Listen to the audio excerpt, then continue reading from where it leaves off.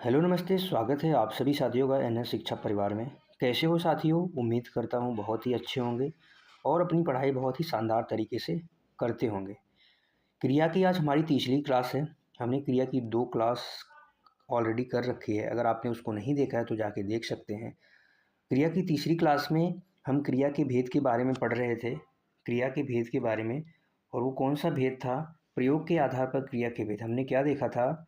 प्रयोग प्रयोग के आधार पर प्रयोग के आधार पर क्रिया के भेद। प्रयोग के आधार पर क्रिया के भेद। और प्रयोग के आधार पर क्रिया के भेद हमने कितने बताए थे? 5 भेद होते हैं। कितने भेद होते हैं? 5 भेद होते हैं, जिसमें हमारा सबसे पहले नंबर का हेडिंग था क्या? पहले नंबर का हेडिंग था पूर्वकालिक क्रिया। तो अपनी हेडिंग बनाएंगे साथी, पूर्वकालिक क्रिया। पूर्वकालिक पूर्वकालिक क्रिया। पूर्वकालिक क्रिया को समझेंगे और उसके बाद इसमें थोड़ा सा लिखेंगे। पूर्वकालिक क्रिया वे क्रिया शब्द होते हैं जो एक कार्य के तुरंत बाद, जैसे कोई कार्य प्रारंभ हुआ उसके तुरंत बाद कोई कार्य हो ना पाया जाए तो वहाँ पे पूर्वकालिक क्रिया होता है। जैसे कोई कार्य हमने कंप्लीट किया, उसके बाद हमने कोई कार्य किया, अगर उसके बाद कोई कार्य किया तो वहाँ पे पूर्वकालिक क्रिया होता है। अभी जैसे उदाहरण समझेंगे तो इसमें थोड़ा सा लिख लेंगे साथी, क्या होता है पूर्वकालिक क्रिया। इसकी परिभाषा लिखेंगे, जब एक कार्य के तुरंत बाद लिखेंगे वे क्रिया शब्द जिससे हमें ये पता चले, जिससे एक कार्य के तुरंत बाद दूसरे कार्य का होना पाया जाए। वहाँ पे क्या होता है? पूर्वकालिक क्रिया होता है। कौन सी क्रिया होती है? पूर्वकालिक क्रिया होती है। जैसे हमने कहा मोहन अभी सोकर उठा। मोहन अभी सोकर उठा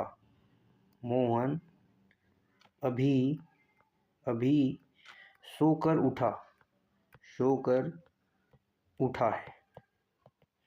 मोहन अभी सोकर उठा। यहाँ पे देखेंगे साथी, सोना क्या है? एक क्रिया है। सोना क्या है? एक क्रिया शब्द है। और उठना भी क्या है? एक क्रिया शब्द है। यानी एक कार्य कंप्लीट हो चुका है। एक कार्य के तुरंत बाद दूसरे कार्य का होना, यानी एक कार्य हो गया उसके बाद वह उठा, यानी सोना उसका कंप्लीट हो गया उसके बाद वह उठा है। यानी तो यहाँ पे कौन सी क्रिया हो जाएगी? पूर्वकालिक क्रिया हो जाएगी। जैसे कुछ उदाहरण और लिखेंगे इसमें। मोहन खेलकर पढ़ने लगा। मोहन खेलकर पढ़ने लगा।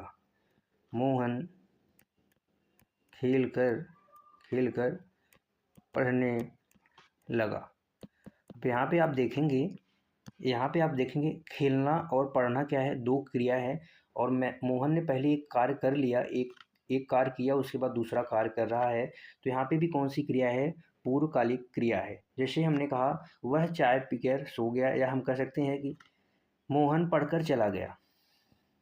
सोहन पढ़कर चला गया। सोहन पढ़कर चला गया। यहाँ पे पढ़ना और जाना क्या है? दोनों क्रिया शब्द हैं। और एक कार्य के तुरंत बाद दूसरा कार्य हुआ है, तो इसमें सब में कौन सी क्रिया है? पूर्वकालिक क्रिया है। कौन सी क्रिया है? पूर्वकालिक क्रिया है। याद रखेंगे। इसके बाद अगली हेडिंग बनाएंगे क्वेश्चन। क्रिया के भेद की दूसरे नंबर की हेडिंग क्या बनाएंगे साथी? प्रेरणार्थक क्रिया। दूसरे नंबर की हेडिंग है प्रेरणार्थक क्रिया।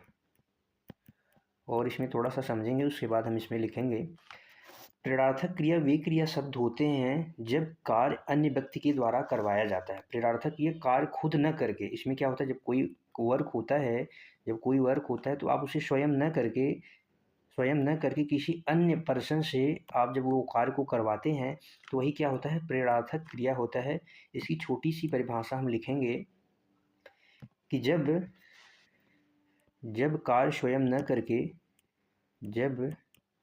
कार्य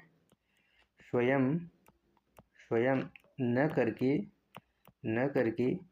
अन्य व्यक्ति से करवाया जाए, अन्य व्यक्ति से करवाया जाए, वहाँ पे क्या हो जाता है, कराया जाए या करवाया जाए, वहाँ पे क्या होता है, प्रेरणार्थक क्रिया होता है। प्रेरणा का मतलब आप खुद ही समझो कि प्रेरणा देना, यानी किसी कार्य को करने के लिए आप बोलना, समझ रहे हो।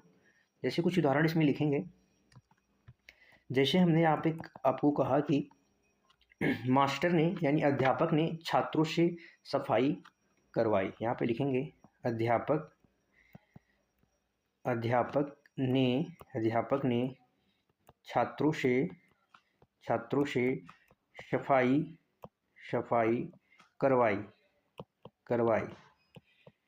यहाँ पे आप देखेंगे तो यहाँ पे अध्यापक कार्य नहीं कर रहे हैं, वो छात्रों से कार्य करवा रहे हैं, यानी स्वयं कार्य अध्यापक न करके वो एक प्रेरणा दे रहे हैं दूसरे बच्चों को करने के लिए कि छात्रों से सफाई करवाई।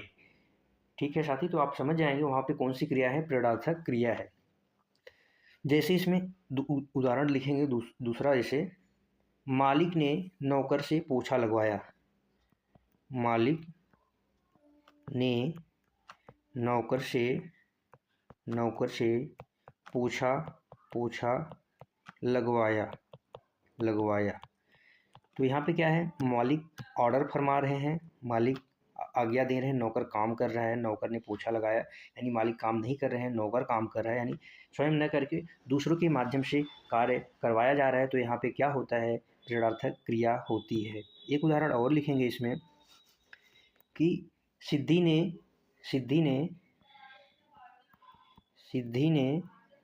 ने पूजा से सब्जी मंगाई। यहाँ पे सिद्धि क्या कर रही है, एक प्रेरणा देने का काम करे। कार्य कौन कर रहा है, पूजा, यानी दूसरे व्यक्ति से अन्य व्यक्ति से कार्य करवाया जाता है। तो वहाँ पे कौन सी क्रिया होती है, प्रेरणार्थक क्रिया होती है, याद रखेंगे। ठीक है साथी, इसके बाद अगली हेडिंग बनाएंगे नाम धातु क्रिया। क्रिया का तीसरा भेद है नाम धातु क्रिया। नाम धातु क्रिया। अब नाम धातु क्रिया थोड़ा सा समझेंगे।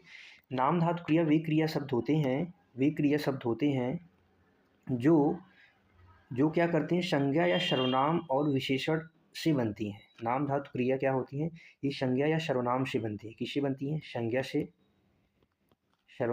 से, सर्वनाम से, तीनों में से किसी से भी बन सकती हैं। विशेषण से बनती है। और इनमें क्या होता है, इयाना या आना प्रत्यय लगा होता है। क्या, इयाना। आप देखेंगे इनके शब्दों के अंत में इयाना या आना प्रत्यय क्या होता है, लगा होता है नाम धातु क्रिया में। तो इसमें छोटी सी डिफिनीशन छोटा सा लिख लेंगे कि जो नाम धातु क्रिया होती है ये संज्ञा या सर्वनाम से बनती है। किससे बनती है, संज्ञा या सर्वनाम से बनती है। ये क्रियाएं संज्ञा या सर्वनाम और विशेषण से बनती है। ये क्रियाएं संज्ञा सर्वनाम और विशेषण से बनती हैं, और विशेषण से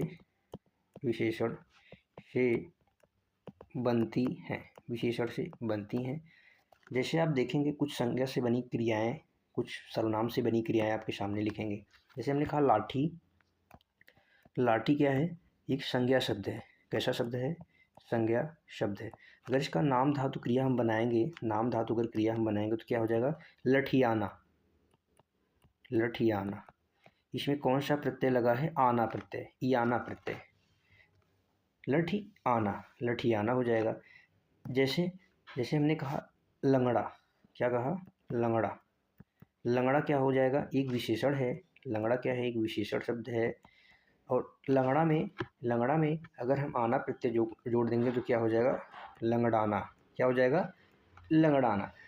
सर्वनाम से जैसे अपना क्या होता है, एक सर्वनाम शब्द है, अपना यानी सर्वनाम शब्द है। इसे अगर नाम धातु क्रिया बनाएंगे तो क्या हो जाएगा, अपनाना। क्या, अपनाना। सब में क्या है, आना प्रत्यय लगा है। क्या है, आना। तो आप इसकी पहचान के लिए, शब्दों की पहचान के लिए देखेंगे आना या इयाना से निर्मित होता है। आना या याना से निर्मित होते हैं। शब्द जो है आना या याना से निर्मित होते हैं। तो ये पॉइंट आप याद रखेंगे, आना या याना से शब्द क्या होते हैं, निर्मित होते हैं। जैसे कुछ शब्द और देख लेंगे, जैसे हमने कहा हाथ, हाथ। इसके बाद हमने कहा बात, हाथ, बात, गाली। ये सब क्या है, ये सब संज्ञा शब्द हैं। कैसे शब्द हैं, संज्ञा। ये सब संज्ञा शब्द है। अगर हाथ से नाम धातु क्रिया आपको बनाना है तो क्या हो जाएगा, हथियाना, हथियाना। इसमें ये आना प्रत्यय है। और बात से बतियाना, बतियाना। गाली से गरियाना, गरियाना आदि संज्ञा से शब्द बने हैं। जैसे विशेषण से कुछ शब्द जैसे ले लेते हैं। हमने कहा ठंडा, ठंडा क्या है, विशेषण शब्द है। ठंडा क्या है, विशेषण शब्द है। जैसे हमने कहा ठंडा क्या है, विशेषण, उसे क्या हो जाएगा, ठंडाना, ठंडाना। और कुछ शब्द जैसे लिख लेते हैं, शर्म, शर्म। इसके बाद लाज, शर्म, लाज। ये सब भाववाचक संज्ञाएं हैं, संज्ञा शब्द है। कैसे शब्द है, इसका हो जाएगा शर्माना, शर्माना। इसका क्या हो जाएगा, ल जाना, ल जाना। ठीक है, याद रखेंगे। ठीक है साथी, याद रखेंगे। जैसे आप एक उदाहरण इसमें लिख लेंगे, एक वाक्य लिखेंगे, क्या, उसने उसने मेरी संपत्ति हथिया ली। उसने मेरी संपत्ति क्या की, हाथ से बना है, संज्ञा शब्द है, हथियाना, हथिया ली। उसने मेरी संपत्ति क्या की, हथिया ली। ठीक है। मोहन, एक उदाहरण और लिख लेंगे इसमें। मोहन सोहन से बतियाना चाहता है। सोहन से बतियाना चाहता है, वाक्य थोड़ा सा अटपटा हो जाएगा, इसलिए हथियाली ये वाक्य है। ठीक। नंबर 4 हेडिंग बनाएंगे, कृदंत क्रिया। कृदंत क्रिया, कृदंत क्रिया। और कृदंत क्रिया क्या होती है एक बार समझेंगे थोड़ा सा। कृदंत क्रिया, कृदंत क्रिया वे क्रिया होती हैं जो क्या होती है, क्रिया के रूप को बदलकर बनाई जाती है। थोड़ा सा इसमें इसकी परिभाषा लिखेंगे, जो क्रिया के रूप को बदलकर बनाई जाती है। क्रिया के रूप को बदलकर बनाई जाती है। जैसे आप देखेंगे कृदंत क्रिया, इसमें एक पॉइंट और लिखेंगे, कृदंत क्रिया जिनमें ऐसे लिखेंगे, कृदंत क्रिया जिनमें ना प्रत्यय नहीं होता है। अभी आपने पढ़ा था कृदंत क्रिया का निर्माण मूल शब्द में ना प्रत्यय लगाने से होता है, लेकिन कृदंत क्रिया में ना प्रत्यय नहीं होता है। इसकी पहचान के लिए आप ये लिख लेंगे, ना प्रत्यय नहीं होता है। जैसे आप देखेंगे, जैसे हम अगर बात करें, जैसे खेल शब्द है, खेलना क्या है, खेल में ना जोड़ देंगे तो क्रिया का निर्माण हो जाएगा, लेकिन खेल मूल शब्द है, खेल से बनेगा कृदंत क्रिया। खेलेगा, खेलेगा, खेलता, ये सब क्या है, कृदंत क्रिया है, खेलता है। जैसे चल से अगर आप बनाएंगे, चल से, चलना क्या है, क्रिया है। चले, क्या हम चलें, चलेगा, क्या मोहन चलेगा, चलता, चलेगी, चलता, चलेगी आदि शब्द क्या होते हैं, कृदंत क्रिया के अंतर्गत आते हैं। ठीक है साथी, याद रखेंगे। अगली हेडिंग बनाएंगे हम, अगली हेडिंग पढ़ेंगे संयुक्त क्रिया। नंबर 5 हेडिंग बनाएंगे संयुक्त क्रिया। कौन सी क्रिया है, संयुक्त क्रिया। संयुक्त क्रिया में समझेंगे साथी, इसकी छोटी सी डिफिनीशन लिखेंगे संयुक्त क्रिया की, कि जब किसी कार्य को करने के लिए, जब किसी कार्य को करने के लिए एक से अधिक क्रियापद प्रयोग हो, एक से अधिक क्या हो, क्रिया का प्रयोग हो, एक से अधिक क्रियापद का प्रयोग हो, तो वहाँ पे क्या होता है, संयुक्त क्रिया होती है। प्रयोग हो तो वहाँ पे क्या होता है, संयुक्त क्रिया होती है। याद रखेंगे, संयुक्त क्रिया वहाँ पे क्या होता है, संयुक्त क्रिया होती है। जैसे आप इसमें उदाहरण लिखेंगे, जैसे कि अगर हम बात करें, मोहन सामान को ले जाएगा। सोहन सामान को ले जाएगा। यहाँ पे आप अगर देखेंगे साथी, यहाँ पे क्या है, ले यानी लेना क्या है, पहले वो लेगा यानी लेना एक क्रिया हो जाएगी, लेना। इसके बाद जाना, लेना और जाना क्या है, एक ही कार्य के लिए दो क्रियापद का इस्तेमाल हुआ है। एक ही कार्य के लिए सामान यानी सोहन सामान को ले जाएगा, पहले लेगा फिर जाएगा, दो क्रियापद का इस्तेमाल हुआ है, यहाँ पे संयुक्त क्रिया है। और सेम अगर बात करें पूर्वकालिक क्रिया, जो पूर्वकालिक है वहाँ पे भी दो क्रियापद होते हैं, दो क्रिया शब्द होते हैं। जैसे आप कहते हैं ना, वहाँ पे आपको ज़्यादा कन्फ्यूजन नहीं होना है। जैसे हमने कहा इसके पहले कि पूर्वकालिक क्रिया जो था, पूर्वकालिक क्रिया में क्या होता है, एक कार्य कंप्लीट होता है, एक कार्य कंप्लीट होकर दूसरा कार्य भी शुरू होता है, लेकिन वहाँ एक ही कार्य के लिए, यानी यहाँ पे एक वर्क हो गया उसके बाद दूसरा वर्क शुरू हुआ। जैसे सोया फिर उठा है, लेकिन वहाँ पे वैसा कुछ केस नहीं है। वहाँ पे कैसा केस है आपके सामने है, देखेंगे कैसा केस है। यहाँ पे क्या है, एक ही कार्य यानी एक ही कार्य के लिए दो क्रिया शब्द इस्तेमाल हो रहे हैं। जैसे कुछ एग्जांपल्स और देखेंगे, मैं, जैसे लिखेंगे वह संस्कृत बोल सकता है। वह संस्कृत बोल सकता है। यहाँ पे बोलना और सकना क्या है, क्रिया है। बोलना और सकना क्या है, क्रिया है। कुछ उदाहरण और इसमें लिखेंगे, कुछ उदाहरण और लिख लेंगे इसमें। वह महाभारत पढ़ने लगा है। वह महाभारत पढ़ने लगा है। तो यहाँ पे दो क्रिया शब्द हैं, पढ़ना और लगना। ये सब क्या है, दो क्रिया शब्द हैं। पढ़ना एक हो गया और एक क्या हो जाएगा, लगना। ये सब क्या है, दो क्रिया शब्द। ठीक है साथी, यहाँ पे दो क्रिया शब्द हैं। अब अगली हेडिंग बनाएंगे संयुक्त क्रिया के भेद। किसके भेद, संयुक्त क्रिया के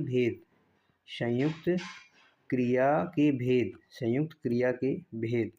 अगर संयुक्त क्रिया के भेद की हम बात करें तो टोटल कुल कितने भेद होते हैं, 11 भेद होते हैं। टोटल कितने भेद होते हैं, 11 भेद होते हैं।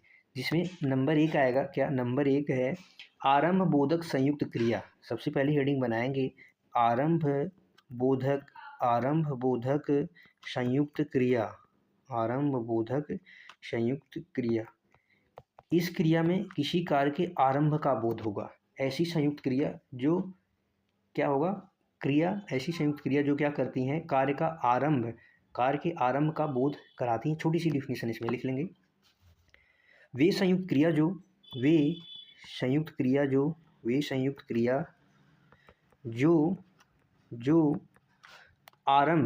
जो आरंभ का बोध कराती हैं।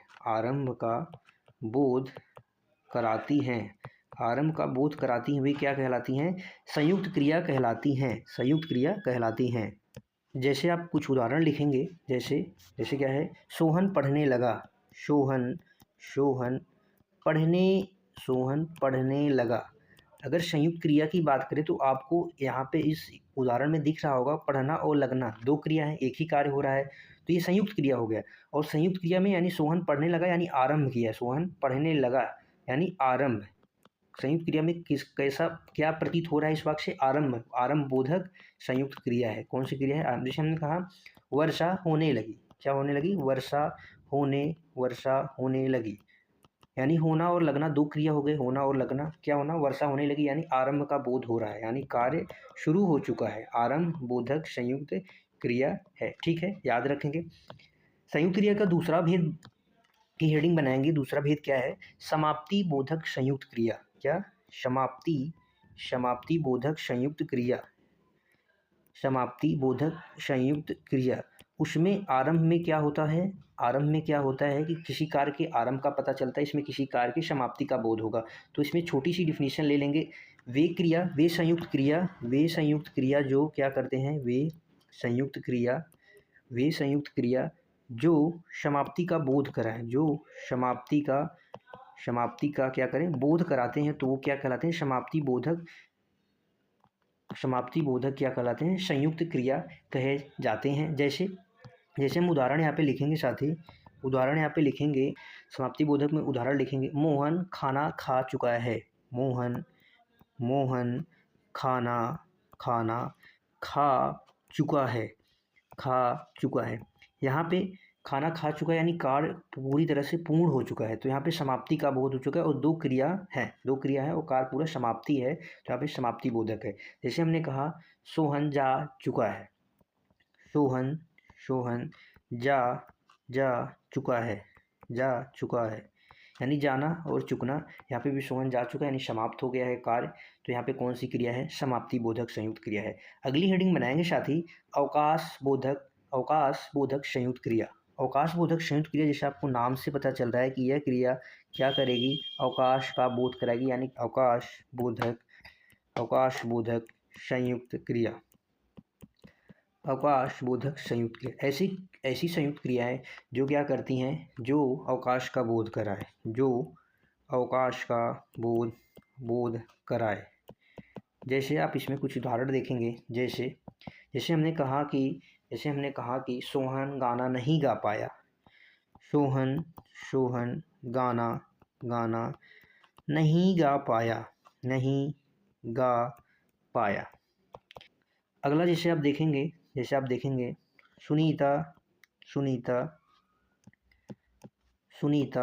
सुनीता क्या करती है, सुनीता कपड़े नहीं धो